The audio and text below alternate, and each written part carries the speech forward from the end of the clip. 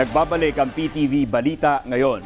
Nanawagan si Senador J.V. Ejercito sa Metropolitan Manila Development Authority na pag-aralan ang pagbuo ng patakaran para epektibong maipatupad ang road sharing sa EDSA at iba pang lansangan sa buong bansa.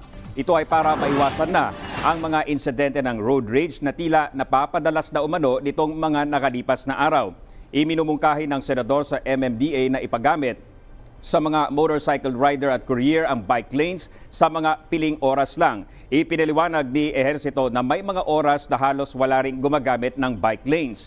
Giit pa niya, dapat gumawa ng mga programa para maisaayos ang daloy ng sasakyan habang hinihintay pang matapos ang mga infrastrukturang makakatulong sa pampublikong transportasyon gaya ng mga railway at subway system sa bansa. Sinibak na sa pwesto ang Chief of Police ng Rodriguez Rizal na si Police Lieutenant Colonel Ruben Piquero.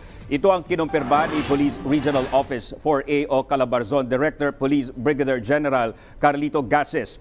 Ayon kay Gases, bahagi ito ng command responsibility matapos masangkot ang tauhan ni Piquero na si Police Corporal Arnulfo Sabilio sa pamamaril at pagkakapatay sa 15 anyos na si John Francis Ompad noong 20 ng Agosto. Iginagalang naman ni Piquero ang pagkakaalis sa kanya at sinabing bahagi lang ito ng isinasagawang investigasyon sa kaso. Samantala, gumugulong na sa PNP Internal Affairs Service ang pagdinig sa mga kasong administratibo na hinaharap ni Sabilio, gaya ng grave misconduct at conduct unbecoming of a police officer na isang mabigat na batayan para masibak naman siya sa serbisyo.